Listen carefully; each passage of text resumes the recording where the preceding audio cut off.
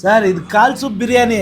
ಕಾಲ್ ತಿಂದಂಗಿರ್ಬೇಕು, biryani ತಿಂದಂಗಿರ್ಬೇಕು, soup ಕುಡ್ದಂಗಿರ್ಬೇಕು sir. ಇದಕ್ಕೆ ಬೇಳೆ season ಇರ್ಲಿ ಇಲ್ದೇ ಇರ್ಲಿ ಹಾಕ್ತೀರಾ? ಸೀಸನ್ ಇಲ್ಲಿ ಇಲ್ದೇ ಹೋಲಿ ಎಲ್ಲಾರ ತಂದು 100 ರೂಪಾಯಿ ಕಾಲ್ ಕೆಜಿ. ಸರ್ ಬೆಂಗಳೂರಲ್ಲಿ ನಾಟಿ ಕೋಳಿ biryani, chicken biryani, mutton biryani, mushroom biryani ಎಲ್ಲಾ ತರ ಬಿರಿಯಾನಿ ಸಿಗುತ್ತೆ ಸರ್.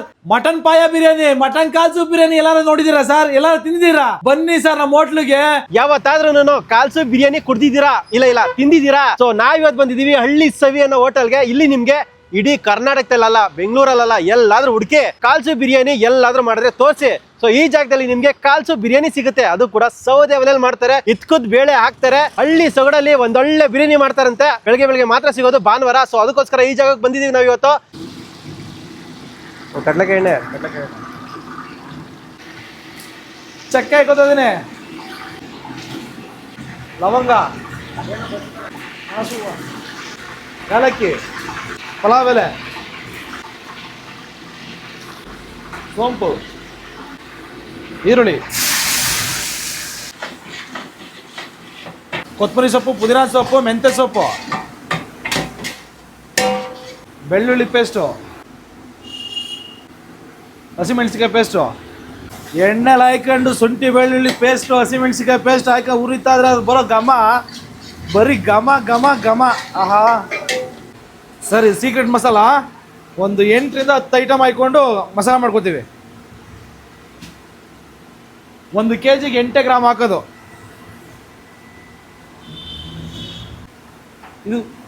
ಇದೇನಿದು? ಧನ್ಯಾ ಸರ್. ಕಾಲ್ ಸೂಪ್ ಬಿರಿಯಾನಿ ಕಾಲು ಬೇಯಿಸ್ಕೊಂಡಿದ್ದೀವಿ, 4 ಪೀಸಿಲು ಹಾಯ್ಕೋತಾ ಇದೀವಿ.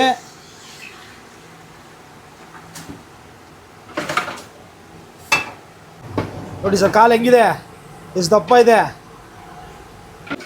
ಆ ಸೂಪು ನಾವೇನು ಮಾಡ್ತೀವಿ, ಸ್ಟೆಪ್ ಬೈ ಸ್ಟೆಪ್ ಮಾಡ್ತಾ ಇರ್ತೀವಿ. 4 kg 5 kg ಬಿಸಿ ಸಿಗಲಿ ಅಂತ ಅಂದ್ಬಿಟ್ಟು 4 kg 5 kg ಮಾಡ್ಕೋತೀವಿ.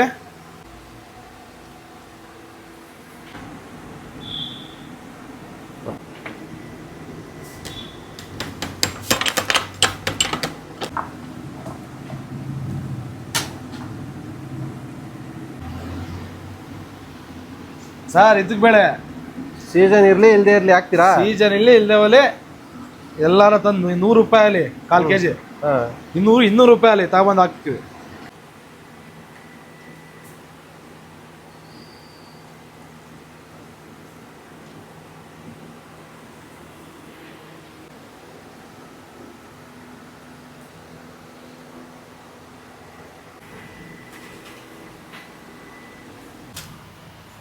ಸರ್ ಕಾಲ್ ಸೂಪ್ ಬಿರಿಯಾನಿ ಇದಕ್ಕೆ ಬೇಳೆ ಹೆಂಗಿದೆ ನೋಡಿ, ರೆಡಿ.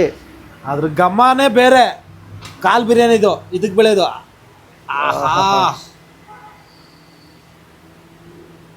ಸರ್ ನಮ್ಮ ಹೋಟ್ಲಿಗೆ ಯಾಕೆ ಬರ್ಬೇಕು ಗೊತ್ತಾ ಸರ್?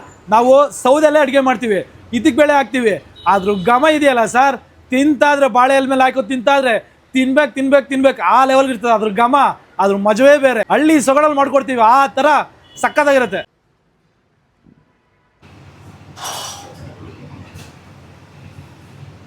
ಇಡೀ ಬೆಂಗಳೂರಲ್ಲಿ ಇಲ್ಲ, ಇಡೀ ಕರ್ನಾಟಕ, ಅದು ಅಲ್ಲ ಇಡೀ ಇಂಡಿಯಾನೇ ಅಂದ್ಕೊಳ್ಳಿ, ಕಾಲ್ ಸೂಪ್ ಬಿರಿಯಾನಿ ನೀವು ತಿಂತಿದ್ರೆ ಬಿರಿಯಾನಿ ತಿಂದಂಗೂ ಇರಬೇಕು, ಕಾಲ್ ಸೂಪ್ ಕುಡ್ದಂಗೂ ಇರಬೇಕು.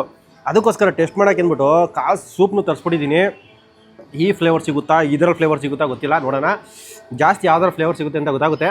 ಸೌದೆ ಒಲೆಯಲ್ಲಿ ಮಾಡೋದು ಹಳ್ಳಿ ಸವಿ ಹೋಟ್ಲಲ್ಲಿ ಕೇಳ್ಬಿಟ್ಟು ನಾವಂತೂ ಬಂದಿದ್ದೀವಿ ಜಾಗಕ್ಕೆ. ಇದ್ಕಿದ ಬೇಳೆ ಹಾಕಿರ್ತಾರೆ, ಇದ್ಕಿದ ಬೇಳೆ ಜೊತೆಗೆ ವೈಟ್ ಪಲಾವು. ರೈಸಲ್ಲೆಲ್ಲ ತರ್ತರಿಯಾಗಿ ಶುಂಠಿ ಬೆಳ್ಳುಳ್ಳಿ ಪೇಸ್ಟು, ಆ ಒಂದು ಏನಿದೆ ಕಾಣಿಸ್ತಾ ಇದೆ ಹಾಗೇನೆ, ಅದು ರಾಗಿ ರೈಸ್ ಮಾತ್ರ ವೈಟಾಗಿ ಸಕ್ಕತ್ತಾಗಿ ಘಮ್ ಗುಡ್ತಿದೆ.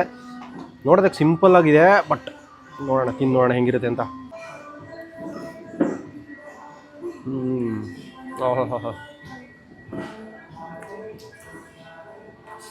ಸೀರಿಯಸ್ ಆಗಿ ಸಿಂಪಲಾಗಿ ಅಂತಿಲ್ಲ, ನೋಡೋದಕ್ಕೆ ಮಾತ್ರ ಸಿಂಪಲಾಗಿ ಕಾಣ್ತಿದೆ. ಖಾರವಾಗಿ ಸಖತ್ ಫ್ಲೇವರ್ಫುಲ್ ಆಗಿದೆ. ಒಟ್ಟು ರೈಸು ಬಾಯಲ್ಲಂತೂ ನೀರು ಬರ್ತಿರುತ್ತೆ. ಕಾಲ್ದು ಫ್ಲೇವರು ಪ್ಲಸ್ ಬಿರಿಯಾನಿ ಎರಡೂ ಕೂಡ ಸಿಗುತ್ತೆ.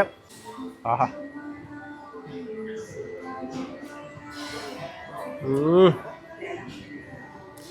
ಸಖತ್ತಾಗಿದೆ. ಇದರಲ್ಲಿ ಬಿರಿಯಾನಿ ಫ್ಲೇವರ್ ಸಿಗ್ತಾಯಿದೆ ಆ್ಯಕ್ಚುಲಿ, ಇದರಲ್ಲಿ ಕಾಲ್ ಫ್ಲೇವರ್ ಸಿಕ್ಕಿದ್ರೆ ಫ್ಲೇವರ್ಫುಲ್ಲಾಗಿ ಸಖತ್ತಾಗಿದೆ. ಆಮೇಲೆ ಅದ್ರ ಜೊತೆಗೆ ಇದ್ಕಿದ ಬೇಳೆ ಇಲ್ಲ, ಅಲ್ಲಲ್ಲೇ ಸಿಗ್ತಾ ಇರ್ತದೆ. ಒಳ್ಳೆ ರುಚಿ ರುಚಿಯಾಗಿ ಮಾಡಿಕೊಡ್ತಾರೆ. ಬಿಸಿ ಬಿಸಿ ಚಳಿ ವೆದರ್ಗೆ ಮಜವಾಗಿರುತ್ತೆ. ಕಾಲು ಸೂಪು, ಇದು ಕಾಲು ಸೂಪು.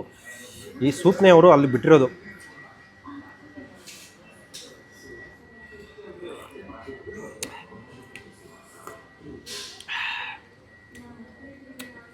ಸೀರಿಯಸ್ ಆಗಿ ಗುರು, ಕಾಲು ಸೂಪ್ ಕುಡಿದ್ರೂ ಈ ಬಿರಿಯಾನಿ ಫ್ಲೇವರ್ ಇನ್ನೂ ಸೂಪರಾಗಿ ಚೆನ್ನಾಗಿ ಸಿಗ್ತಿದೆ. ಆ್ಯಕ್ಚುಲಿ ಬಿರಿಯಾನಿಲಿ ಇನ್ನೂ ಸಕ್ಕದ ಇಷ್ಟ ಆಗುತ್ತೆ ನೀವು ತಿನ್ಬೇಕಂದ್ರೆ. ಯಾಕಂದರೆ ಬಿರಿಯಾನಿ ಸ್ಪೈಸಸ್ಸು ಇರುತ್ತೆ, ಪ್ಲಸ್ ಕಾಲು ಸೂಪಲ್ಲಿ ಈ ಕಾಲು ಸೂಪ್ದು ಸ್ಪೈಸಸ್ಸು ಆ ಫ್ಲೇವರ್ ಎಲ್ಲ ನಿಮಗೆ ಇಳಿದಿರುತ್ತೆ ರೈಸಲ್ಲಿ. ಮಜವಾಗಿದೆ, ಸಕ್ಕದ ಇಷ್ಟಪಡ್ತೀರಾ ನೀವು ಅಂತ ತಿಂದರೆ.